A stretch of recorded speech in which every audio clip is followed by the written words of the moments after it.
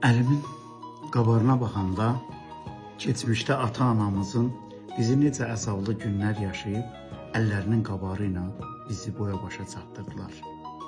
Əlləri möhkəm qabar idi, qəlbləri yuxa idi. Evlərimiz kiçik idi, məhəbbət, hörmət, izzət böyük idi. Qaz yox, işıq, evlər soğuk olardı, amma insanların bir-birinə münasibəti çox isti olardı.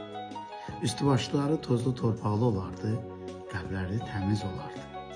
Paltarlarında yamaq olardı, amma yaltaq olub kiminsə həyatına yamaq olmazdılar.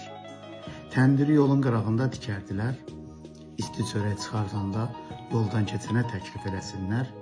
Birinci çörəyi evə gətirməzdən qabaq qonşuya göndərərdilər. Bir ev sağa, bir ev sola isti çörəyi göndərərdilər, sonra isti çörəyi evə apararlar. Tualeti dərə qırağında dikərdilər, ifunəti insanları narahat eləməsin. Yaşadıqları hər bir hərəkətləri əxlaqi və mənəviyyatdan yüksək olan bir göstərici idi.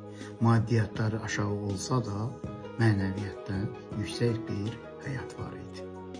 Allah bütün əxlaqlı ölənlərimizi bizə yüksək səviyyədə tərbiyə verən valideynlərimizi rəhmət eləsin.